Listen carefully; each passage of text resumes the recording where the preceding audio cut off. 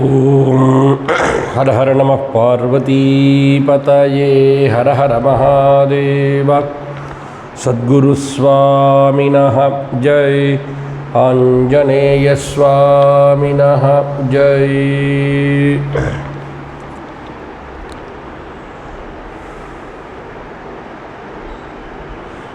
சதா பாலரூபாபி விக்னாத்ரிஹந்த்ரி மகாதந்திவக்த்ராபி பஞ்சாஸ்ய மான்யாம் விதீந்திராதிமிருக்யா கணேசாபிதாமே விதத்தாம் ஸ்ரியம் காபி கல்யாணமூர்த்திः தோர்பிர்யுக்தா சதுர்பிஸ்ஃபட்டிகமணிமயீமக்ஷமாலாம் ததானா ஹஸ்தேனைகேன பத்மம் சிதமபி ச சுகம் புஸ்தகம் சாபரேண பாசா குந்தேந்துசங்கஸ்ஃபட்டிகமணிநிபா பாசமானா சமானா सा मे वाग्देवतेयं निवसतु वदने सर्वदा सुप्रसन्ना. चतुर्दशसु विद्यासु रमते या सरस्वती सा देवी कृपया मह्यं जिह्वासिद्धिं करोतु मे. मूकं करोति वाचालं पङ्गुं लङ्घयते गिरिं यत्कृपातमहं वन्दे परमानन्दमाधवम्. षडाननं कुङ्कुमरक्तवर्णं महामतिं दिव्यमयूरवाहं रुद्रस्य सोनुं सुरसैन्यनाथं गुहं सदाहं शरणं प्रपद्ये. नारायणं पद्मभुवं वसिष्ठं शक्तिं च तत्पुत्रपराशरं च व्यासं शुकं गौडपदं महान्तं गोविन्दयोगीन्द्रमथास्य शिष्यं श्रीशङ्कराचार्यमथास्य पद्मपादं च हस्तामलकं च शिष्यं तं तोटकं वार्तिककारमन्यानस्मद्गुरून् सन्ततमानतोऽस्मि. सदाशिवसमारम्भां शङ्कराचार्यमध्यमाम् अस्मदाचार्यपर्यन्तां वन्दे गुरुपरम्पराम्. अपारकरुणासिन्धुं ज्ञानदं शान्तरूपिणं श्रीचन्द्रशेखरगुरुं प्रणमामि मुदान्वहं. श्रीचन्द्रशेखरगुरोः कृपापात्रं तपोनिधिं ब्रह्मभूतमहं वन्दे श्रीजयेन्द्रसरस्वतीं. चन्द्रमौलीश्वरध्याननिष्ठं तेजस्विनं गुरुं नौमि शान्त्यादिसंयुक्तं विजयेन्द्रसरस्वतीं. सर्वेश्वरनान भगवानुடைய முருகப்பெருமானுடைய பரமானுகிரக விசேஷத்தினால ஆச்சாரியாளுடைய ஒரு சுக்லபஞ்சமி வைபவத்தை ஒட்டி நம்ம ஆச்சாரியாளுடைய ஸ்தோத்திரங்கள், ஆச்சாரியால் அனுகிரகம் பண்ணதான ஸ்தோத்திரங்களை நம்ம பார்த்துட்டு வரோம். அதில் போன சுக்லபஞ்சமி 24வது சுக்லபஞ்சமி முடிஞ்சிருக்கு. இப்போ 25வது சுக்லபஞ்சமி. நிறையா கனகதாரா ஸ்தோத்திரம் முதலிய ஸ்தோத்திரங்கள்லாம் நிறையா பார்த்துட்டு வந்தோம். இதுக்கு முன்னாடி கணேச பஞ்சரத்னம் பார்த்தோம், கணேச புஜங்க பிரயாத ஸ்தோத்திரம் பார்த்தோம். 24வது சுக்லபஞ்சமி போன சுக்லபஞ்சமியில் சுப்பிரமணிய புஜங்கம் ஆரம்பித்தோம். 5 ஸ்லோகம் ஆயிருக்கு சுப்பிரமணிய புஜங்கத்தில். அந்த சுப்பிரமணிய புஜங்கத்தில் 6வது ஸ்லோகத்திலேருந்து இப்போ நம்ம பார்க்கணும்.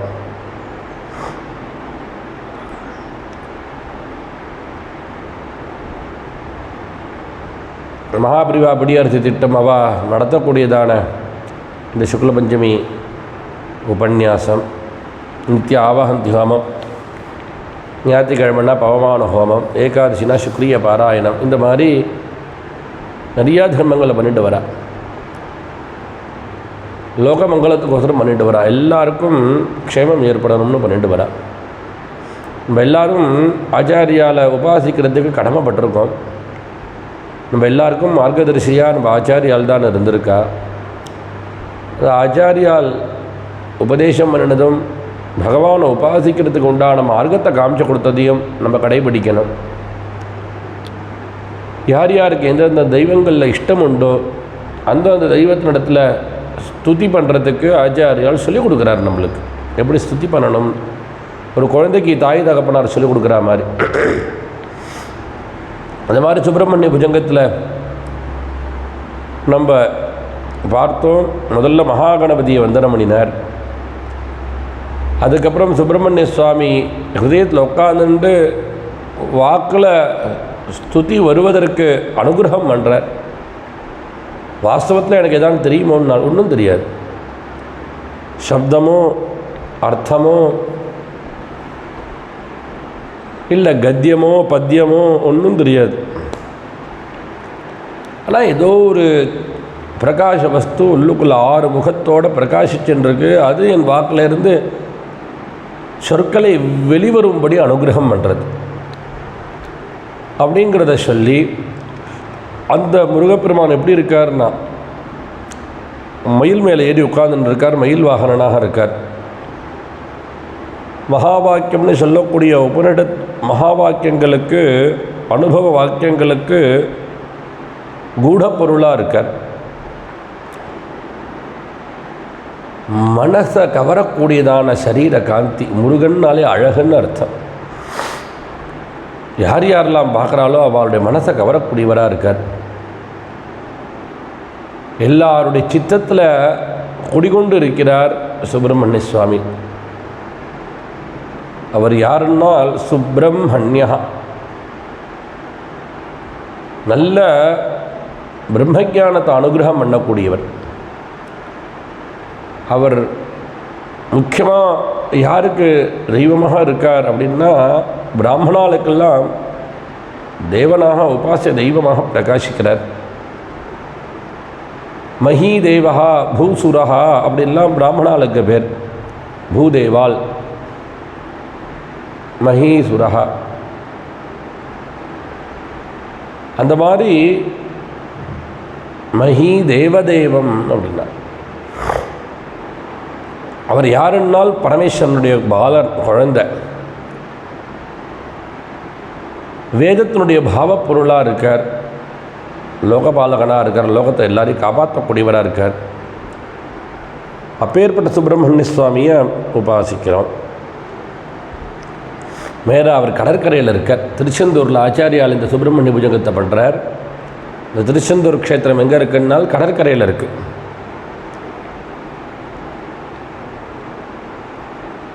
ஏன் கடற்கரையில் இருக்காருங்க அப்படின்னா, கடலை பார்த்துட்டு தான் சுப்பிரமணிய சன்னதிக்கு போக முடியும். எப்படி அல வரிசைகள் கரைக்கு வந்ததும் பின்வாங்கி போய்டுறதோ, அந்த மாதிரி ஷடூர்பின்னு சொல்லக்கூடியதான ஊர்பினாலும் அலைகள்னு அர்த்தம். இந்த சம்சார கடலில் தத்தளிக்கக்கூடிய ஜீவர்கள் என்னுடைய சரணத்தை அடைஞ்சதும் அவர்கள் மறுபடியும் அதில் விழறதில்லை. அவர்கள் என்ன ஆயிடுறார்கள் அப்படின்னா, என் சரணத்தை அடைஞ்சாச்சுன்னா கரையை அடைஞ்சு விடுறார்கள், சம்சார சமுத்திரத்தினுடைய கரையை அடைஞ்சு விடுறார்கள் அப்படிங்கிறத காமிக்கிறதுக்கு தான் இந்த கடற்கரையிலிருந்து அனுகிரகம் பண்ணுறார் பராசக்தி புத்திரன் இந்த சுப்பிரமணிய சுவாமி. அடுத்தது ஸ்லோகத்தை சொல்கிறார், எப்படி அலைகள்லாம் உயரமாக சன்னதிக்கு, சுப்பிரமணிய சுவாமி சன்னதிக்கு வந்ததும் அப்படியே அடங்கி போய்டுறதோ, அந்த மாதிரி ஜனங்களுடைய ஆபத்துகள்லாம், பெரிய பெரிய ஆபத்துகள்லாம் சுப்பிரமணிய சுவாமியினுடைய சரணத்துக்கிட்ட வந்தாச்சுன்னா எல்லாம் பின்வாங்கி போய்டுறது அப்படிங்கிறத காமிப்பதற்கோசரம் அந்த அலையை, பெரிய பெரிய அலையை காமிச்சு அனுகிரகம் என்றால், அப்பேற்பட்டதான அந்த சுப்பிரமணிய சுவாமியை ஹிருதய தாமரையில் வைத்து கொண்டு எப்பொழுதும் தியானம் பண்ணுறேன் அப்படின்னா. இப்படி 2 ஸ்லோகத்தில் அந்த சமுத்திர கரையில் இருக்கிறத வர்ணித்து, மேலே 2 ஸ்லோகங்களில் இனி வரக்கூடிய ஸ்லோகம் நம்ம பார்க்க வேண்டியது 6வது ஸ்லோகம். இந்த 6, 7, 2 ஸ்லோகத்தில் கந்தமாதனகிரியை வர்ணிக்கிறார். இந்த திருச்செந்தூர் க்ஷேத்திரத்துக்கே கந்தமாதன பர்வதம்னு பேர். அது ஒரு மலை தான். அது சாதாரணமாக சொல்லுவாங்க, மலையை காணுமே அப்படின்னு நம்ம கேட்டால், ராமாயண காலத்தில் வானரர்கள்லாம் சேதுபந்தனம் பண்ணினார்கள் இல்லையா, அந்த மலையெல்லாம் எடுத்துன்னு மலையுடைய கற்கள்லாம் எடுத்துன்னு பாலம் கட்டினார்கள் அப்படின்னு சொல்லப்படுறது. இப்படி அது ஒரு மலையாக இருக்குது கந்தமாதன பர்வதத்தில். சாதாரணமாக சுப்பிரமணிய சுவாமி அவர் எங்கே குடிகொண்டு இருக்கிறார் அப்படின்னா ஒரு குன்றில் தான் குடிகொண்டு இருக்கிறார், ஒரு மலைக்கு மேலே. எங்கே சுப்பிரமணிய சுவாமியை பார்த்தாலும் ஒரு மலைக்கு மேலே தான் இருக்கார். 6 படை வீடுகள்னு சொல்கிறோம் பாருங்களேன்.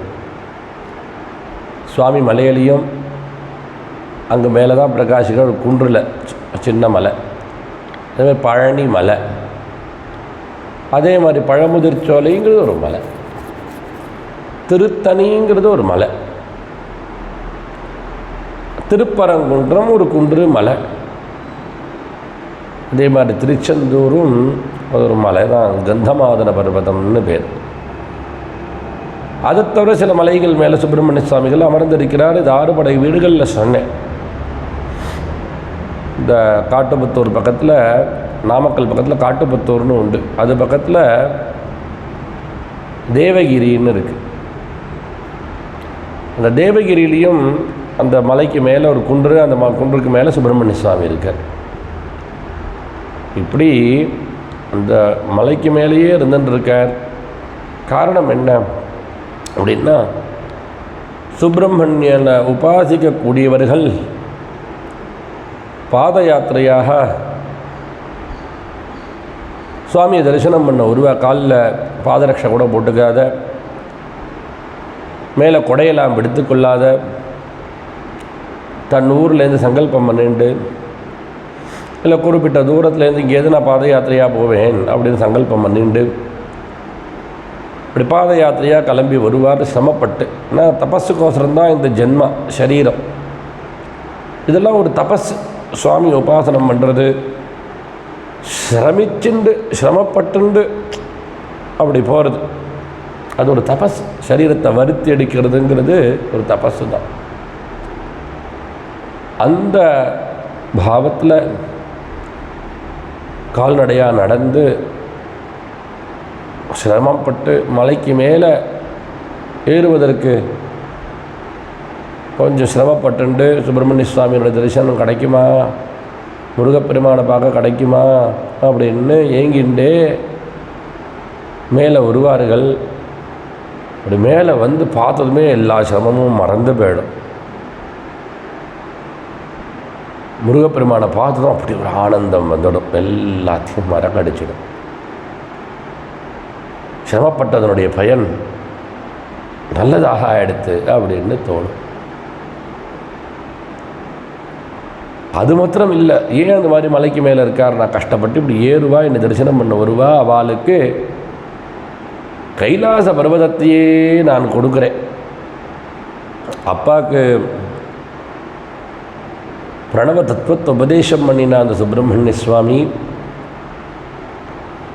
கைலாசகிரியில் வாசத்தை கொடுத்து கைவல்யத்தையே கொடுத்து விடுறார், மோட்சத்தையே கொடுத்து விடுறார், சிவானுபூதியை அனுகிரகம் பண்ணி கொடுத்துடுறார். இதை காமிப்பதற்கோசரம் இப்படி சொல்லிக்கொண்டு யார் என் மலைக்கு வந்து என்னை தரிசனம் பண்ண வரார்களோ அவளுக்கு கைலாச வாசம் நிச்சயம் உண்டு, அவளுக்கு கைவல்யமாகிற மோட்சம் நிச்சயம் அப்படிங்கிறத சொல்லிக்கொண்டு கந்தமாதன பர்வதத்து மேலே உட்கார்ந்துருக்காரே, ஆனந்தமாக சிரிச்சுண்டு அந்த ஷண்முகன் என் ஹிருதயத்தில் எப்பொழுதும் பிரகாசிக்கட்டும் அப்படின்னு 6வது ஸ்லோகத்தில் சொல்கிறார். கிரோ மண்டிவாசே நராஜேதிரூடாः ததா பர்வதே ராஜதே தேதிரூடாः இதி பப்ருவன் கந்தசைலாதிரூடः சதேவோ முதே மே சதா ஷண்முகோஸ்து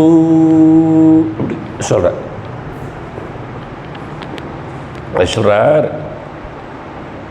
ஏ நராக, எந்த மனிதர்கள் மண் நிவாசே என்னுடைய இருப்பிடமாகிய கிரௌ அதிரூடாக மலையில் ஏறுகின்றார்களோ, தே அவர்கள் ததா அப்பொழுது ராஜதே பர்வதே அதிரூடாக ரஜதகிரி வெள்ளி மலை வெள்ளிமலைனா இது கைலாசமலைன்னு அர்த்தம். ராஜதே பர்வத்தே தே அதிரூடாக ஏறியவர்களாக ஆகிறார்கள் இதி என்று புருவன்னு இவ இப்படி சொல்லி கொண்டிருப்பவர் மாதிரி கந்தசைலாதிரூடா கந்தமாதன மலையினுடைய சிகரத்தில் ஏறி இருக்கிறார். அப்படி கந்தமாதன பர்வதத்துக்கு மேலே ஏறி இருக்கக்கூடியதான குடிகொண்டு இருக்கக்கூடியதான சஹா ஷண்முகா தேவஹா அந்த ஆறுமுக கடவுள் மே எனக்கு சதா எப்பொழுதும் முதே அஸ்து. முதம்னாக்க ஆனந்தம் சந்தோஷம். அந்த சந்தோஷத்திற்காகவே என்னுடைய ஹிருதயத்தில் எப்பொழுதும் பிரகாசிக்கட்டும், ஆனந்தத்தை கொடுத்துருக்கட்டும் அப்படி என்ன ஆச்சாரியால் சொல்கிறார்.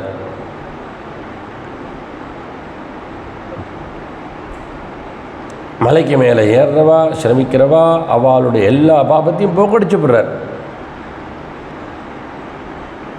யார் யாரெல்லாம் சிவபெருமானுடைய சன்னதியை அடைந்து கைவல்யமான சுகத்தை அடையணும்னு விரும்புகிறாளோ அவள் சுப்பிரமணிய சுவாமி இருக்கக்கூடியதான அந்த குன்றுக்கு மேலே ஏறி அவரை தரிசனம் பண்ணியாச்சுன்னா போருமா, அவனுடைய அருள் கிடைச்சப்படும், தனக்கு சுக ஜீவனம் ஏற்பட்டுடும். அதனால் நம்மளும் அந்த சுப்பிரமணிய சுவாமியை உபாசனம் பண்ணி நல்ல சுகத்தை அடையிறான் அப்படின்னு பிரார்த்திக்கிறோம். இன்றைக்கி கிருத்திகா நட்சத்திரம் சுக்லபஞ்சமி, சுக்லபஞ்சமி ராத்திரி வரைக்கும் இருக்குது. கிருத்திகை காலத்தால் ஒரு 8:30 மணி வரைக்கும் கிருத்திகா நட்சத்திரம் இருக்குது. கிருத்திகா நட்சத்திரத்துக்கு அக்னி தேவதா, அக்னிஸ்வரூபனாக தான் சுப்பிரமணிய சுவாமியை சொல்லப்படுறது. அதனால தான் ஆச்சாரியால் ஷண்மத ஸ்தாபனம்னு பண்ணினான். ஆனால் நம்ம நித்திய பூஜையில் பஞ்சாயத்தன பூஜையை தான் வச்சுட்டுருக்கோம். அந்த பஞ்சாயத்தன பூஜையில் தனியாக சுப்பிரமணிய சுவாமி இருக்காது. சோனபத்ரத்தில் மகாகணபதி, நர்மதா பானத்தில் பரமேஸ்வரன், சுவர்ணமுகி சிலையில் அம்பாள், சாலக்கிராம சிலையில் மகாவிஷ்ணு, ஸ்பட்டிக சிலையில் சூரிய பகவான், இப்படி உபாசிக்கிறோம். சுப்பிரமணிய சுவாமி தனியாக வச்சுக்கல. காரணம் என்ன அப்படின்னா, அப்போல்லாம் நித்தியமே அக்னி உபாசனம் பண்ணிட்டு இருந்தார்கள். பிரம்மச்சாரி சமிதாதானம், கிரகஸ்தராக இருக்கிறவர்கள் உபாசனம்.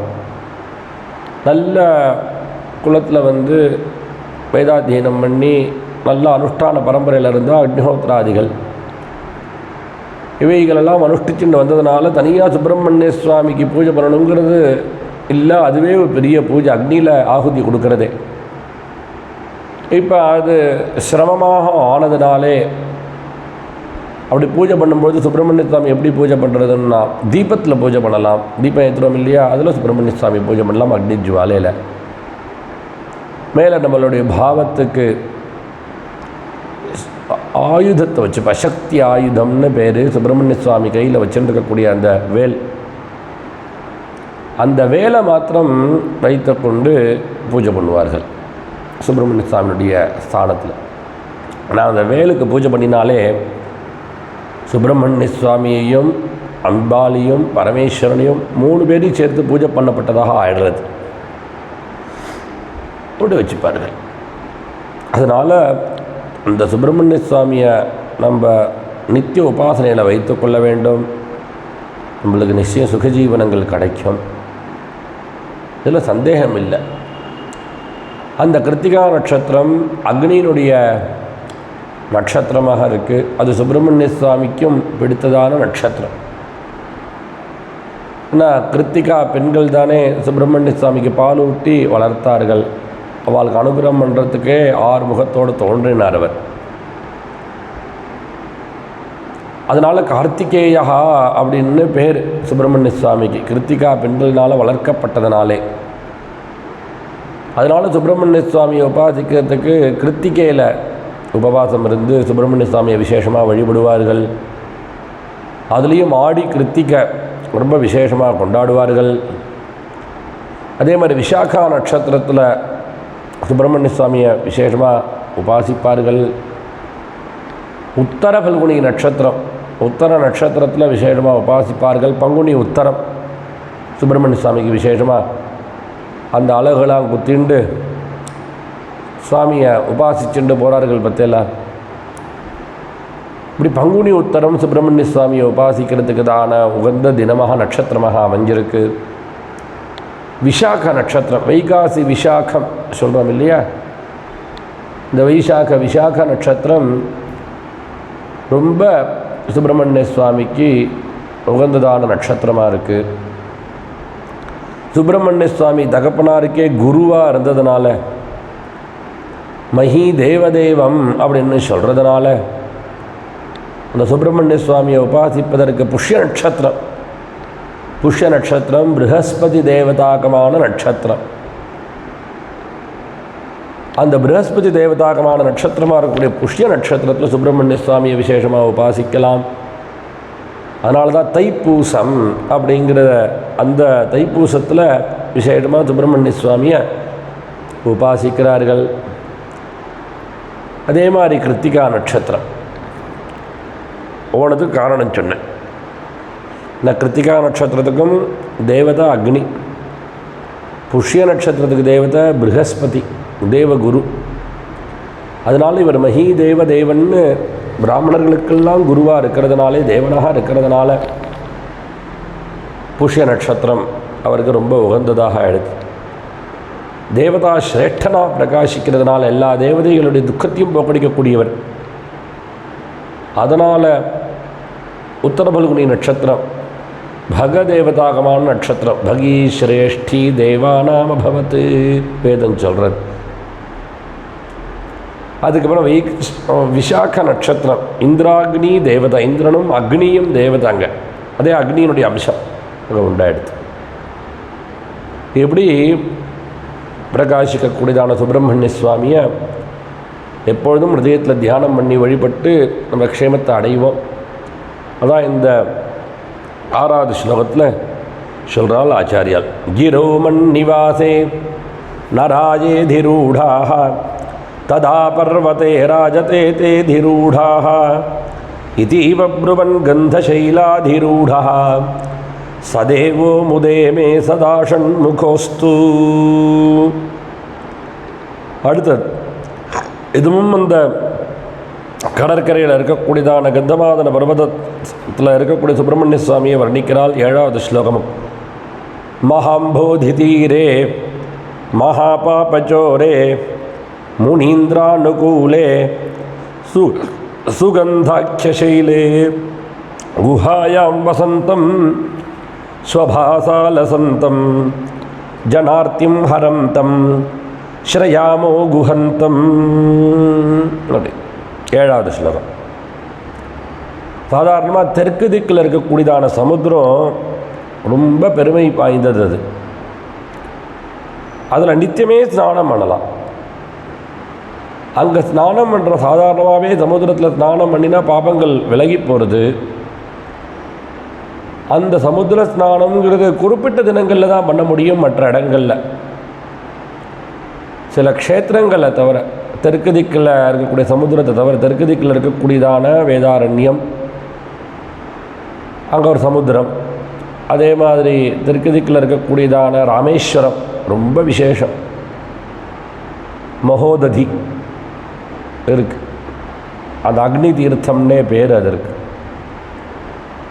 அதனுடைய ஒரு அம்சமாக இருக்கக்கூடியதான திருச்செந்தூரில் இருக்கக்கூடியதான சமுத்திரம், தெற்கு திக்கில் இருக்கக்கூடிய சமுத்திரம். பாரத பூமியினுடைய தெற்கு திக்கில் சமுத்திரமும் வடக்கு திக்கில் மலையும் இருக்குது. அதுதான் பாரத தேசம்னு மனு பாரத பூமி எல்லையை சொல்லும்பொழுது சொல்கிறார். உத்தரம் யத் சமுத்திரஸ்ய ஹிமாத்ரேஷ்சைவ தட்சிணம் தம் தேசம் பாரதம் இத்யாஹு பாரதி யத்ர சந்ததிஹி அப்படின்னா சமுத்திரத்தினுடைய வடக்கு பக்கத்துலேயும் இமயமலையினுடைய தெற்கு பக்கத்துலேயும் எந்த ஒரு தேசம் இருக்கோ இதுக்கு உட்பட்டு அந்த தேசத்துக்கு தான் பாரதம் அப்படின்னு பேர். அப்படின்னா தெற்கு திக்கில் இருக்கக்கூடியதான சமுத்திரம். அந்த சமுத்திரம் ரொம்ப பெருமை வாய்ந்தது. அங்கே ஸ்நானம் பண்ணுறவாளுடைய பாபங்கள்லாம் விலகி போகிறது. அந்த தீரத்தில் தான் கந்தமாதனம் அப்படிங்கிற ஒரு பர்வதமும் ஒரு மலையும் பிரகாசிச்சுருக்கு. அந்த மலையில் அந்த குகைகளில் மலை அடிவாரங்கள்லேயும் அந்த மலைகள்லேயும் ஏராளமான முனீஸ்வரர்கள் தபஸ் பண்ணிட்டு இருக்காள். அப்படியே அங்கே தபஸ் பண்ணிட்டு அங்கே வாசம் பண்ணிட்டு இருக்கா. அந்த மலையினுடைய குகையில் தான் நம்ம குஹன் எல்லா மலையிலையும் வசிக்கிறதுனாலேயே அவனுக்கு குஹன்னு பேர். நம்மளுடைய ஹிருதய குகையில் வசிக்கிறதுனாலையும் அவனுக்கு குஹன்னு பேர். 6 தலை உடையவனாக இருக்கிறதுனால ஷடானனன்னு பேர். கிருத்திகா பெண்கள்னால் வளர்த்ததுனால கார்த்திகேயன்னு பேர். பரமேஸ்வரனுடைய வீரியத்திலேருந்து ஸ்கந்தமாய் கீழே விழுந்ததுனாலே ஸ்கந்தன்னு பேர். இப்படி குமார சம்பவத்தை ராமாயணத்தில் எடுத்து சொன்னான். ராமாயணத்தில் ராமருக்கு விஸ்வாமித்திரர் கங்கை கரையில் கங்கா மகாத்மியத்தை சொல்லணும்னு ராமர் கேட்டதுமே அங்கே கங்கா மகாத்மியத்தை சொல்கிறதுக்கு முன்னாடி குமாரோத்பத்தி சுப்பிரமணிய சுவாமியினுடைய உற்பத்தி எடுத்து சொல்கிறார். அவருடைய சுப்பிரமணிய சுவாமியுடைய உற்பத்தியை எடுத்து சொல்லி சரவண பொதிகையில் அவர் ஜனித்ததுனால சரவண பவகான்னு பேர். அதுவே பெரிய மந்திரம். ஷடாக்ஷரி மந்திரம்னு பேர் சரவண பவ அப்படிங்கிறது. அதே சுப்பிரமணிய சுவாமிக்கு ஒரு பேர். அந்த கதைகளை ராமருக்கு விஸ்வாமித்திரர் எடுத்து சொல்லி கதை கேட்குறவாளுக்கெல்லாம் சுப்பிரமணிய சுவாமியினுடைய பெருமையை கேட்குறவாளுக்கெல்லாம் சகல ஸ்ரேயஸ் ஏற்படும்னு பலஸ்ருதியும் அங்கே சொன்னார். ராமாயணத்தில் பலஸ்ருதி சொல்கிறதுங்கிறது குறைச்சல் தான். பாலகாண்டத்தில் கதை சொல்லும் போது சுப்பிரமணிய சுவாமியினுடைய உற்பத்தியை சொன்னதுக்கு பலஸ்ருதி சொல்கிறார். பக்தஸ்டய கார்த்திகேயே காகுத்ஸ்த புவி மாணவாக ஆயுஷ்மான் புத்திர பௌத்திரைஷ்ட ஸ்கந்தசாலோக்கியதாம் ரஜேத் அப்படின்னு யார் சுப்பிரமணிய சுவாமியினிடத்தில் பக்தி பண்ணிட்டு இருக்காரோ அந்த பக்தன் நல்ல தீர்காயுஷோடையும் நல்ல புத்திர பௌத்திராதிகளோடையும் வாழும்பொழுது நல்ல சுக ஜீவனம் நல்ல போகத்தோடையும் இந்த சரீரம் விழுந்ததுக்கப்புறம் நல்ல மோட்சத்தையும் ஸ்கந்தனுடைய சாலோக்கியத்தையும் அடையிறார்கள் அப்படின்னு பலஸ்ருதியும் எடுத்து சொன்னான். அப்பேற்பட்டதான பெருமை வாய்ந்ததான அந்த சுப்பிரமணிய சுவாமி எல்லாருடைய ஹிருதய குகையிலையும் வசிக்கிறதுனால குஹன்னு பேர். அவருடைய சரீரத்தினுடைய காந்தியினால் அந்த கந்தமாதன பர்வதமே தேஜோமயமாக பிரகாசிக்கிறது. அந்த சுப்பிரமணிய சுவாமி தன்னைய உபாசிக்கக்கூடிய தன்னைய சரணாகதி பண்ணின பக்தர்களுடைய பாபத்தெல்லாம் வரட்டி அடிச்சிடுறார். பாபத்திலேருந்து வரக்கூடிய துக்கம் துன்பங்கள்லாம் வரட்டி அடிச்சிடுறார். மோட்ச சாம்ராஜ்யத்தையே கொடுக்குறார். அப்பேற்பட்டதான சுப்பிரமணிய சுவாமியை சரணாகதி பண்ண வேண்டாமா, உபாசிக்க வேண்டாமா? அதுதான் இந்த 7வது ஸ்லோகத்தில் சொல்கிறாள் ஆச்சாரியால். மகா பாபச்சோரே மகாம்போதி தீரே. கந்தமாதன பர்வதம் எப்படி இருக்குன்னா மகாம்போதி தீரே சமுத்திர கரையில் இருக்குது. அந்த மலைனாக்க திருடன்லாம் ஒளிஞ்சுன்னு இருப்பான். அந்த பக்கம் போனால் யாராவது ராத்திரி வேலையெல்லாம் போனாக்கா திருடன் முடிப்பான். இது சாதாரணமாக லோகத்தில் பிரசித்தி தானே.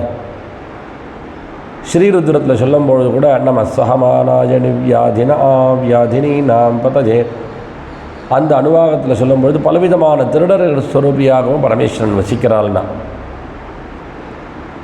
கிரிசந்தாய அப்படின்னு கிரியில் இருக்கக்கூடியவர். அந்த முகமுடி போட்டுண்டு தன் முகம் தெரியாத மாதிரி அப்படி திருடிண்டு போகிறவன். மேலே ஈட்டி முதலியை வைத்து கொண்டு காமிச்சு பயமுறுத்தி திருடக்கூடியவன்.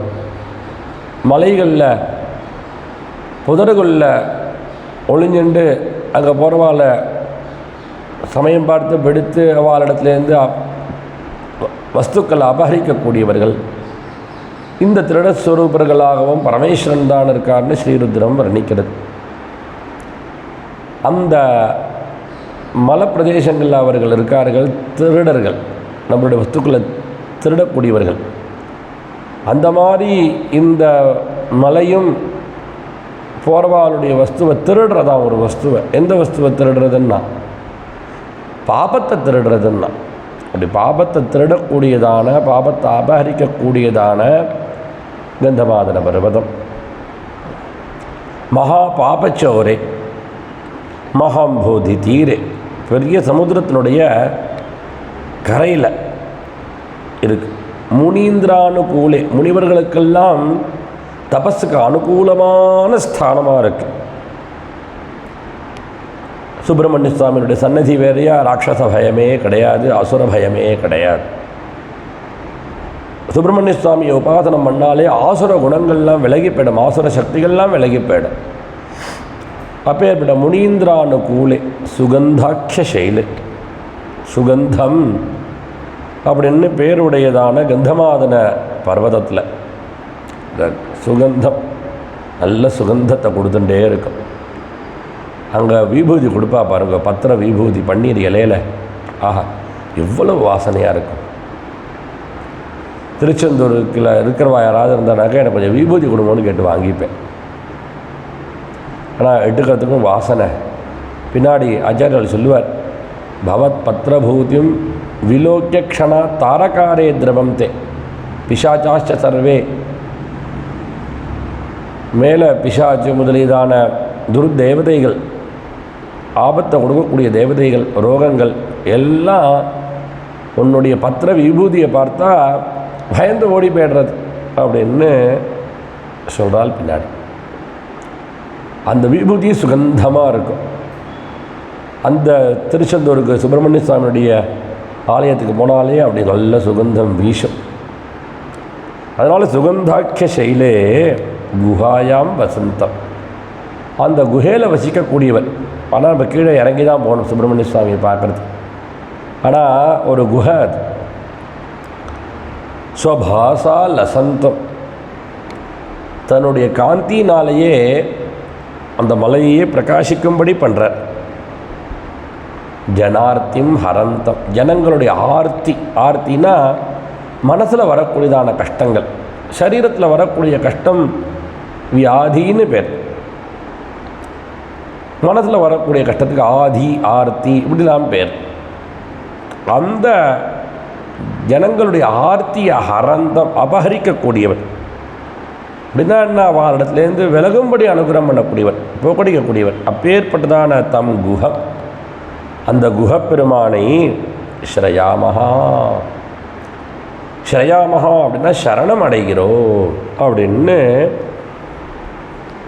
7வது ஸ்லோகம். மகாம்போதி தீரே மகாபாபச்சோரே முனீந்திரானுகூலே சுகந்தாக்கியசைலே குஹாயாம் வசந்தம் ஸ்வபாசா லசந்தம் ஜனார்த்திம் ஹரந்தம் ஸ்ரயாமோ குஹந்தம். இப்படி 7வது ஸ்லோகத்தில் வர்ணிச்சுட்டு 8வது ஸ்லோகத்தில் சுப்பிரமணிய சுவாமி மஞ்சத்து மேலே உட்கார்ந்து இருக்கிறத, அப்படி அழகாக மஞ்சத்து மேலே அமர்ந்து இருக்கிறத வர்ணிக்கிறாள் ஆச்சாரியார். 8வது ஸ்லோகம். லசத்ஸ்வர்ணகேஹே ட்ருணாம் காமதோஹே சுமஸ்தோமசஞ்சன்னமாணிக்யமஞ்சே சமுத்யத் சஹஸ்ரார்க்கதுல்ய பிரகாசம் சதா பாவஜே கார்த்திகேயம் சுரேஷம். முன்னாடியே சொன்னோம், கார்த்திகேயன்னு பேர். கிருத்திகா பெண்கள்னால பாலூட்டி வளர்த்ததுனாலே பேர்பட்ட சுப்பிரமணிய சுவாமிக்கு கார்த்திகேயன் அப்படின்னு பேர்.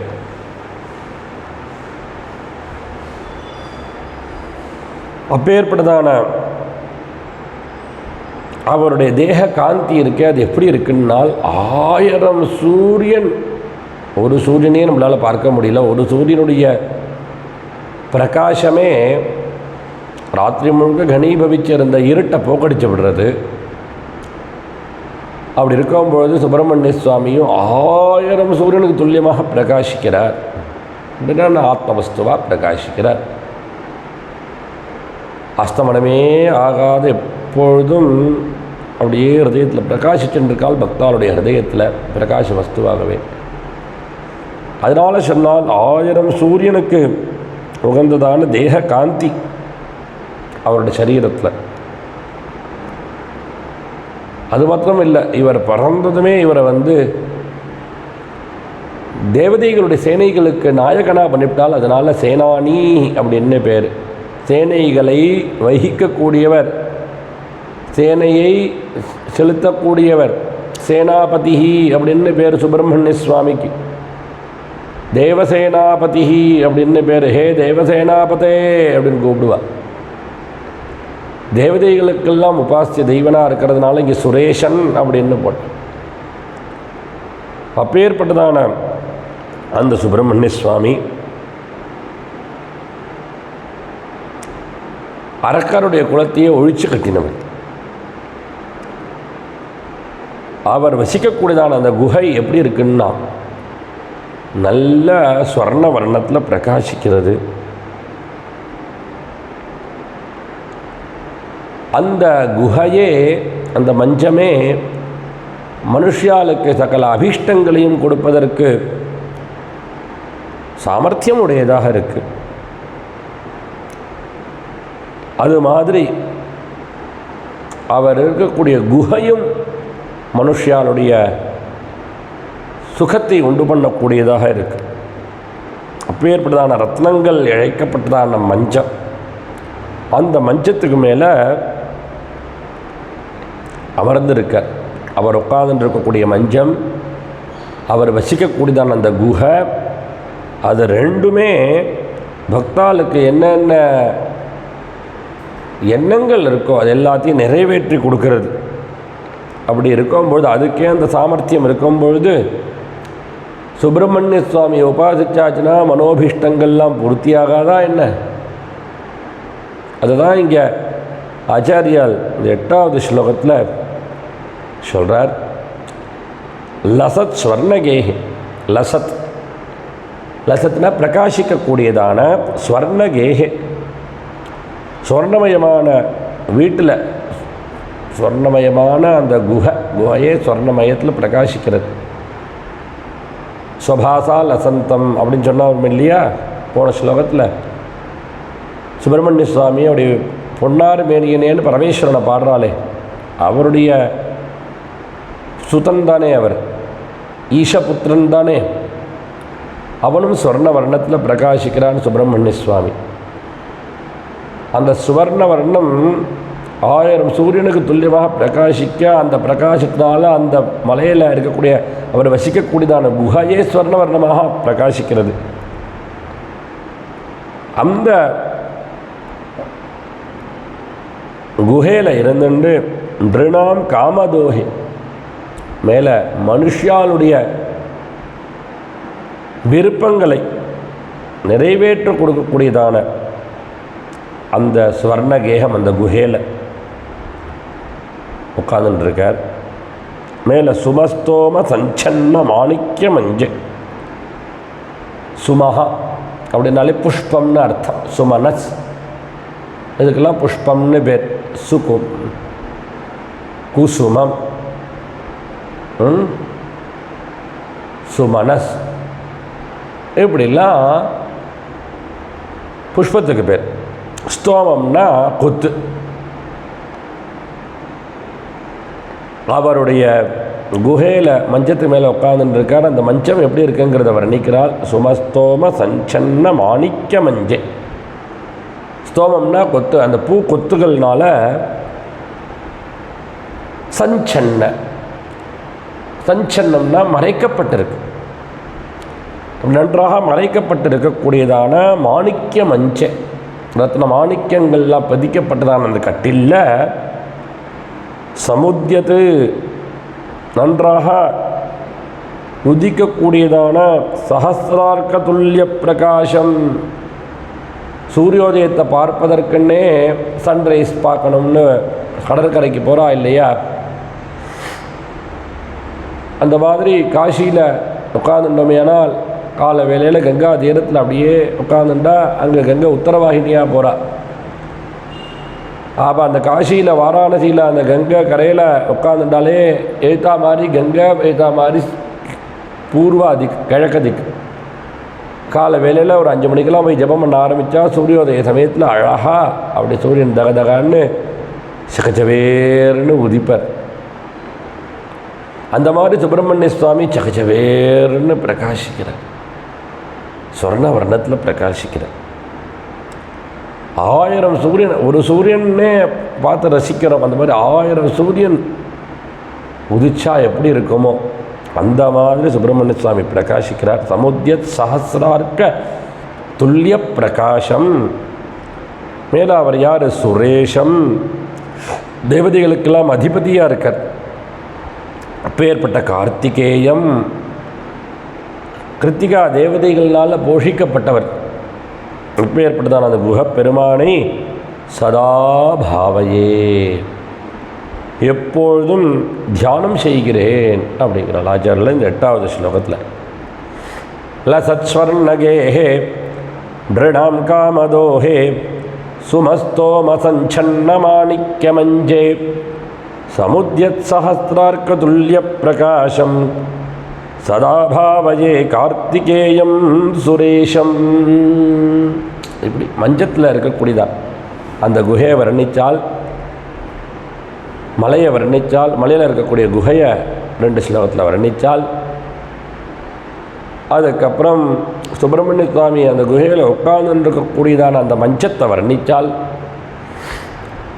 இப்போ 9வது ஸ்லோகத்தில் 9வது ஸ்லோகத்திலிருந்து சுப்பிரமணிய சுவாமியினுடைய பாதாதி கேசாந்த வர்ணனம். இந்த 9வது ஸ்லோகத்தில் சுப்பிரமணிய சுவாமியினுடைய திருப்பாதத்தை வர்ணிக்கிறார். ரணத்தம் சகே மஞ்சுலேத்யம் தசோனே மனோஹாரி லாவண்ய பீயூஷபூர்ணே மனஷக்பதோ மே பவக்லேஷதப்தः சதா மோததாம் ஸ்கந்ததே பாதபத்மே. ரொம்ப அழகாக சொல்கிறார்.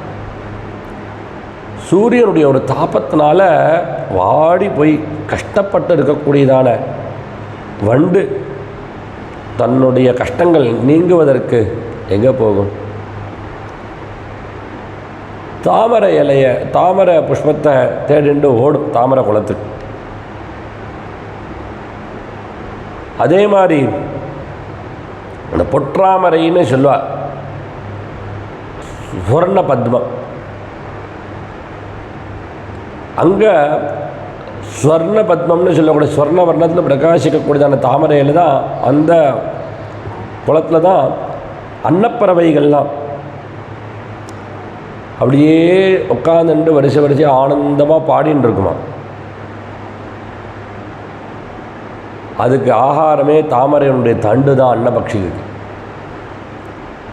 அதனால தான் அன்னபக்ஷி வெள்ளையாக வெண்மையாக இருக்குது, சொர்ண வர்ணத்தில் பிரகாசிக்கிறது. நைஷத காவியத்தில் அந்த அன்னப்பறவையை அனுப்புகிறான் தமயந்திட்ட நலன், தூது அனுப்புகிறான். அந்த அன்னப்பறவையிட்ட ஒரு லெட்டரை எழுதி அனுப்புகிறான். அப்போ அந்த அன்னப்பறவை கொண்டு வந்து தமயந்திட்ட கொடுக்கறது. அப்போ தமயந்தி அந்த அன்னப்பறவை தடவி கொடுத்து அதுகிட்ட கேட்குறா, தங்க வர்ணத்தில் வெண்மையாக பிரகாசிக்கிறியப்பா, எப்படி உனக்கு இந்த மாதிரி ஒரு அழகு வந்ததுன்னு கேட்குறேன். அப்போ அந்த அன்னப்பறவை சொல்கிறது, ஆகாரத்தினுடைய ஒரு அம்சம்தான் சரீரத்தில் விகாரங்கள் ஏற்படுறது எல்லாமே. இந்த சரீரத்துக்கே அன்னமயம்னு பேர். நம்ம ஆகாரத்துக்கு தகுந்த மாதிரி சரீரத்தில் காந்தி முகபாவங்கள் எல்லாம் வரும். அப்படி இருக்க நானும் அந்த தாமரை தண்டுகளை சாப்பிட்டுண்டு ஸ்வர்ண தாமரையினுடைய தண்டை சாப்பிட்டுண்டு வாழறதுனாலே நாங்கள்லாம் ஸ்வர்ண வர்ணத்தில் பிரகாசிக்கிறோம் அப்படிங்கிறது. அன்னானுரூபாம் தனுரூப ரித்தி காரியம் நிதானாத்தி குணானதீதே அப்படின்னு. இந்த அன்னப்பறவைகள்லாம் அந்த பொற்தாமரையில் அப்படியே சத்தம் போட்டுருக்கு. அந்த தாமரை புஷ்பமும் ரொம்ப மென்மையாக இருக்கக்கூடியது. அந்த மென்மையாக இருக்கிறதுனாலேயே அன்னபக்ஷிகள்லாம் அதில் ஆசையாக போடுது. அது மாத்திரம் இல்லை, அது எப்பொழுதும் தேனை பெருக்கெடுத்துட்டே இருக்கும், தேன் ஊற்றெடுத்துட்டே இருக்குமா அந்த தாமரையில். அதனால் அந்த வண்டுகள்லாம் அந்த தாமரையில் போய் தேன் பருகுவதற்கு ஆசையாக போய் உட்காந்துக்கிறது. அப்படியே அங்கே உட்காந்துட்டு அப்படி ஆனந்தமாக தன்னை மறந்து போய்டுறது அந்த தேனை பருகிண்டு. அந்த மாதிரி இங்கே சுப்பிரமணிய சுவாமியினுடைய திருவடி ஆகிற தாமரை, இந்த பாத பத்மம், பாத கமலம், சரண கமலம் இப்படிலாம் சொல்கிறா இல்லையா, தாமரை போன்றதான மிருதுவான 2 பாதங்கள். பகவானுடைய பாதத்தை தாமரைக்கு புஷ்பத்துக்கு துல்லியமாக வர்ணிப்பார்கள். காரணம் என்னது தெரியுமா? பக்தர்கள் கஷ்டப்பட்டு சரணத்தில் விழப்போவார்கள். அப்போ சரணத்தில் விழப்போகும்பொழுது அந்த சரணமும் கடினமாக இருந்ததுன்னாக்கா பக்தாளுக்கு ரொம்ப சிரமத்தை கொடுக்குமே. தன் சரணத்தில் வந்து விழுவார்கள். அவளுக்கு இந்த விழுற இடமும் அப்படி மிருதுவாக இருக்கணும்னு சுவாமி அப்படி சங்கல்பம் பண்ணிட்டு பாதத்தை தாமரை புஷ்பம் மாதிரி மிருதுவாக வச்சுருக்கார். அப்பேற்பட்டதான அந்த திருவடியில் சல் சல் சல்னு சத்தம் போடக்கூடியதான திவ்ய நூபுரம் பிரகாசிக்கிறது. பாதசரம்னு சொல்லுவா பாருங்க, திவ்ய நூபுரம்னு சொல்லுவேன். அது அப்படியே சத்தம் போடுறது. எப்படி சத்தம் போடுறது? பதபஜனம் ஸ்ரேய ஈத்யாலபந்தம். நாராயணீயத்தில் குருவாயூரப்பன பட்டதிரி கடைசி தசகத்தில் வர்ணிக்கும் பொழுதும் மஞ்சீரம் மஞ்சுநாதையறிவ பதபஜனம் ஸ்ரேயஜீத்யாலபந்தம். அழகா மஞ்சீரங்கள்னால பாத சரத்தினால அலங்கரிக்கப்பட்டதான இந்த பாதம், அந்த மஞ்சீரங்கள்லாம் அந்த மணிகள்னால் அலங்கரிக்கப்பட்ட அந்த பாதத்தில் போட்டிருக்கக்கூடியதான அந்த கொலுசு சத்தம் போடுறது சல் சல்னு. எப்படி அந்த சத்தத்தை நல்லா உன்னிப்பாக கேட்டால் என்ன விழுறது, என்ன சொல்கிற மாதிரி இருக்குன்னா, பதபஜனம் ஸ்ரேஜ இத்தியாலபந்தம், இவ பதபஜனம் ஸ்ரேஜ இத்தியாலபந்தம். பக்கத்தில் வரவான இடத்துல அந்த சத்தம் என்ன சொல்கிறதுன்னா, இந்த பாதத்தை நன்றாக பிடிச்சிக்கோ, உனக்கு ஸ்ரேயஸை கிடைச்சப்படும். பதபஜனம் ஸ்ரேய இத்தியாலபந்தம். அப்படி ஸ்ரேயஸை கொடுக்கக்கூடியதான அந்த பாதகமலம் மேலே அது எப்படி இருக்குன்னா அப்படி செவந்திருக்கு. பகவானுடைய பாதம் குழந்தை ஒல்லியோ சுப்பிரமணிய சுவாமி முருகன், பாலமுருகன், குழந்தை தெய்வம். அந்த சுப்பிரமணிய சுவாமியினுடைய பாதம் அப்படி செவம் பாருங்கள். குழந்தைகளுடைய கால் 2 இடம் நடந்தாலே செவந்து போயிடும் தெரியுமா? அதனால தான் இங்கே தாமரை மாதிரி மிருதுவான பாதம்னு சொன்னான். தாமரை எப்படி செவந்திருக்குமோ அந்த மாதிரி பாதம் செவந்து இருக்கான். செவந்த பாதம் மேலே ரொம்ப அழகாக இருக்கு. அதில் தாமரையில் தேன் பெருக்கெடுக்கிற மாதிரி இங்கே அப்படியே அழகு பெருக்கெடுத்து ஓடுறது அந்த பாதத்தில். இப்படி அந்த சுப்பிரமணிய சுவாமியினுடைய அந்த அழகான திருப்பாதத்தையே பார்த்துன்னு இருக்கிறவாளுக்கு சம்சார துக்கம் விலகி போயிடுறது. எப்படி சூரியனுடைய தாபத்தில் தப்பிக்கக்கூடிய வண்டுகளுக்கு அந்த தாமரையானது ஒரு சந்தோஷத்தை கொடுக்கக்கூடியதாக இருக்கோ, அந்த மாதிரி ஆனந்தமாகிற தேனை சொட்டக்கூடியதான அந்த சுப்பிரமணிய சுவாமியினுடைய திருப்பாத பத்மம் சம்சார தாபத்தை போக்கடிக்கக்கூடியதாக இருக்குது. சம்சார தாபத்தில் தவிக்கக்கூடிய ஜனங்களுக்கு ஒரு மகிழ்ச்சியை கொடுக்கக்கூடியதாக இருக்குது. அதனால் அந்த தாமரையிலேயே என் மனசு அப்படி பற்றி கொள்ளட்டும். இப்படி சுப்பிரமணிய சுவாமியினுடைய பாத கமலத்தை தியானம் பண்ணுறவா எல்லா கஷ்டத்திலிருந்தும் வெளியில் வந்து சுகத்தையே அடையிறாள் அப்படிங்கிறது இந்த ஸ்லோகத்தினால தெரியுது. அதான் இந்த ஸ்லோகம். ஸ்கந்தன்னு கூப்பிட்றாள். முருகப்பெருமானே கூப்பிட்றாள். ரணத் தம்சகே. ரணத்துன்னா ஒழிக்கக்கூடியதான சப்தம் போடக்கூடியதான. ஹம்சகே, இந்த அம்சகம்னா பாதசரங்கள். ஹம்சகேன்னா அன்னப்பறவைன்னு ஒரு அர்த்தம் உண்டு. ரணத் தம்சகே அந்த ஸ்லோகத்தில் சிலேட ஸ்லோகம். முதல்ல சொன்னோம் இல்லையா, தாமரையில் குளத்தில் வரிசையாக அன்னப்பறவைகள்லாம் தன் சப்தத்தை ஒழிக்கும்படி பண்ணுகிறதுன்னு. இன்னொரு அர்த்தம், ஹம்சம்னா பரமஹம்சர்கள், மகா புருஷர்கள், பரமஹம்சர்கள் இருக்காளே, அவெல்லாம் கூட இந்த சுப்பிரமணிய சுவாமியினுடைய சரணத்தை உபாசனம் பண்ணிட்டு அப்படியே தன்னை மறந்து இருக்கார்கள். ஹம்ச பட்சிகள் ரமிக்கிற மாதிரி வரிசையாக மகான்கள் முனிவர்கள் அவனை சரணத்தை உபாசனம் பண்ணிட்டு இருக்கார்கள். ரணத் தம்சகே மஞ்சுளே. மஞ்சுளம்னா ரொம்ப மென்மையானதும். அத்தியந்த சோனே. சோனம்னா செவந்ததுன்னு அர்த்தம். கணபதியை பூஜை பண்ணுற சோனபத்ர கல்லில் பூஜை பண்ணுவாள். அந்த கல்லே செவப்பாக இருக்கும். அருணாச்சலம்னு சொல்கிறோம் பற்றியெல்லாம், அருணம்னாலும் செவப்பு, ஆச்சலம்னா மலை. அந்த மாதிரி சோனகிரி பேர் அதுக்கு, செவந்த மலை. அந்த மாதிரி இங்கே அத்தியந்த சோனை, நன்றாக செவந்து இருக்கு அந்த பாதம். அது மேலே எப்படி இருக்குது, மனோஹாரி. அதை தரிசிக்கிறவாருடைய மனசை கவரக்கூடியதாக இருக்குது. லாவண்ய பீயூஷ பூர்ணே. அந்த அழகாகிற அமிர்தத்தை அப்படியே சொட்டக்கூடியது. அழகாகிற அமிர்தம் நிறைந்ததாக இருக்குது.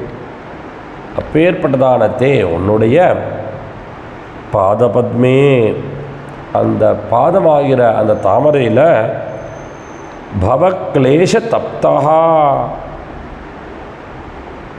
இந்த உலக வாழ்க்கையில் துன்பங்கள்னால பரிதபிக்கக்கூடியதான என்னுடைய மனஷட்பதா, அந்த மனமாகிற வண்டு. ஷட்பதா அப்படின்னா 6 கால் உடைய வண்டுன்னு அர்த்தம். எப்படி வண்டு தாபத்தில் தபிக்கக்கூடிய வண்டு அந்த தாமரையிலேயே வந்து ஆனந்தத்தை அனுபவிச்சுருக்கோ, அந்த மாதிரி சம்சார தாபத்தில் தபிக்கக்கூடியதான பவக்லேஷ தப்தகாமே மனஷட்பதா. சம்சார தாபத்தில் தபிக்கக்கூடியதான என்னுடைய மனமாகிற அந்த வண்டு சதா எப்பொழுதும் மோதத்தான் உன் சரணத்தை உபாசிச்சுட்டு ஆனந்தத்தை அடையட்டும் அப்படின்னு இந்த 9வது ஸ்லோகம். ரணத்தம் சகே மஞ்சுலேத்யம் தசோனே மனோஹாரி லாவண்ய பீயூஷ பூர்ணே மனஷட்பதோ மே பவக்லேஷதப்தः சதா மோததாம் ஸ்கந்ததே பாதபத்மே. இப்படி வர்ணிச்சு அடுத்தது சுப்பிரமணிய சுவாமியினுடைய இடுப்பை வர்ணிக்கிறார். கடி பிரதேசம்னு பேர் 10வது ஸ்லோகத்தில். சுவர்ணாப திவ்யாம்பரைர்பாசமானாம் வனத்கிங்கினி மேகலா சோபமானாம் லசத்தேம பட்டேன வித்யோதமானாம் கட்டிம்பாவயே ஸ்கந்ததே தீப்யமானாம். அந்த முருகப்பெருமானுடைய அந்த கட்டி பிரதேசம் இருக்க பாருங்க, அந்த இடை பிரதேசம் தமிழில் சொல்லுவார். அது இயற்கையிலேயே ரொம்ப காந்தியுடையதாக இருக்கு. மேலும் நல்ல சிறந்ததான ஸ்வர்ணத்தினால அலங்கரிக்கப்பட்டதாக இருக்குது. அதுவே சொர்ண வர்ணத்தில் பிரகாசிக்கிறது. மேலே நல்ல சுவர்ண வர்ணத்தில் இருக்கக்கூடியதான பட்டாடைகள், சுவர்ண பட்டாடையினால் அலங்கரிக்கப்பட்டதாக பிரகாசிக்கிறது. அதுக்கு மேலே தங்க ஓட்டியானம், அந்த தங்க ஓட்டியானத்தில் சின்ன சின்ன மணிகள், நவரத்னங்கள் பதிக்கப்பட்டதாக இருக்குது. அதில் முத்துகள் பவழங்கள்லாம் தொங்குறது. அந்த கட்டியில் இருக்கக்கூடியதான ஓட்டியானத்திலிருந்து அதில் சத்தம் போடுறது.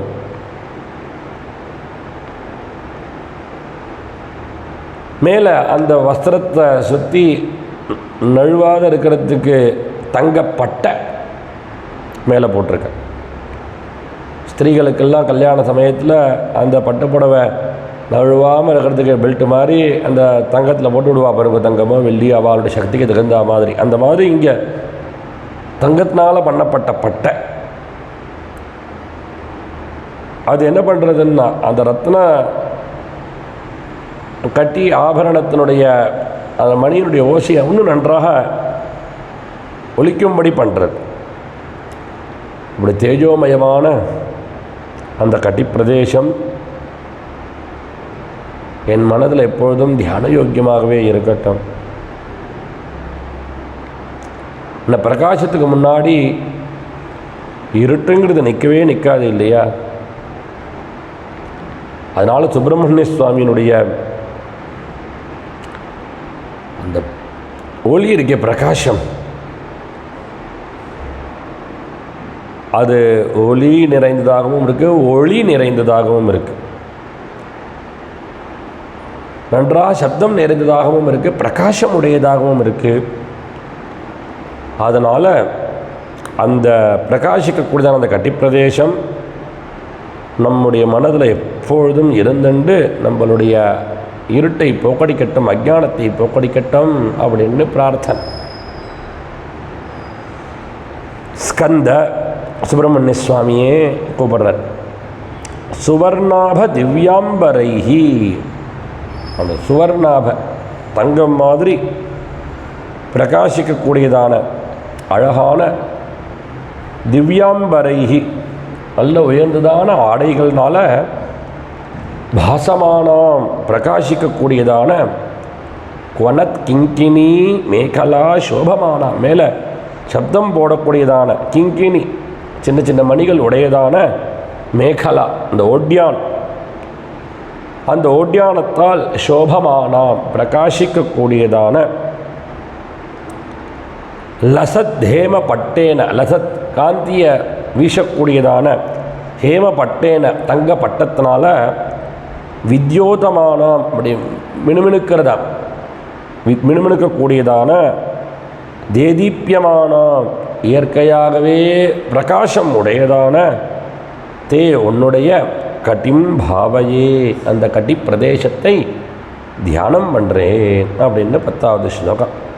சுவர்ணாபதிவ்யாம்பரைர்பாசமானாம் குவனத் கிங்கினி மேகலா சோபமானாம் லசத்தேம பட்டேன வித்யோதமானாம் கட்டிம் பாவயே ஸ்கந்ததே தீப்யமானாம். இப்படி 10 ஸ்லோக பரியந்தம் நம்ம பார்த்துருக்கோம். அடுத்த சுக்ல பஞ்சமியில் மேலே வரக்கூடிய 11வது ஸ்லோகத்திலேருந்து பார்க்கலாம். சுப்பிரமணிய சுவாமியுடைய பாதம், கட்டி பிரதேசம், இதை வர்ணிச்சிருக்கார். ஹர ஹர நம பார்வதீபதயே ஹர ஹர மகாதேவ. விதிதா கில சாஸ்திர சுதா ஜலதே महितोपनिषत् कथितार्थनिधे हृदये कलये विमलं चरणं भवशङ्करदेशिकमे शरणं. विदिता न मया विशदैककला न च किञ्चन काञ्चनमस्ति गुरो द्रुतमेव विधेहि कृपां सहजां भवशङ्करदेशिकमे शरणं. श्रुतिस्मृतिपुराणानामालयं करुणालयं नमामि भगवत्पादशङ्करं लोकशङ्करं. शङ्करं शङ्कराचार्यं केशवं बादरायणं सूत्रभाष्यकृतो वन्दे भगवन्तो पुनः पुनः.